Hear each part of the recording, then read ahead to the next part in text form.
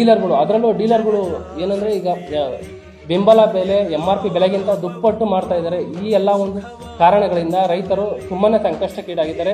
ಈ ಒಂದು ಇದನ್ನು ನಾವು ತಡೆಯೋ ನಿಟ್ಟಿನಿಂದ TRS ಪಕ್ಷದ ವತಿಯಿಂದ ಈಗಾಗಲೇ ಸಾಕಷ್ಟು ಹೋರಾಟ ಮಾಡಿದ್ದೀವಿ. ಸೊ ಇದು ನಾವು ಕೊನೆಯ ಬಾರಿ ಸರ್ಕಾರಕ್ಕೆ ಎಚ್ಚರಿಕೆ ನೀಡೋ ಒಂದು ಸಲುವಾಗಿ ನಾವು ಈ ಒಂದು ಪ್ರೆಸ್ ಮೀಟ್ನ ಮಾಡಿದ್ದೀವಿ. ಏನಂದರೆ ನಾವು ಸರ್ಕಾರಕ್ಕೆ ಹೇಳ್ತಾ ಇರೋದು, ನಾವು ನೋಡ್ಬೋದು ರೈತರಿಗೆ ಅಂತಲೇ ಒಂದಷ್ಟು ಕೃಷಿ ಉಪಕರಣ ಕೊಡ್ತಾರೆ, ಟಾರ್ಪಾಲಿನ್ಸ್ ಕೊಡ್ತಾರೆ, ಮತ್ತು ಉಳುಮೆ ಯಂತ್ರಗಳು ಕೊಡ್ತಾರೆ. ಈ ಯಾವುದೋ ರೈತರಿಗೆ ಸರಿಯಾದ ಟೈಮಲ್ಲಿ ಸರಿಯಾಗಿ ಸಿಗ್ತಾ ಇಲ್ಲ.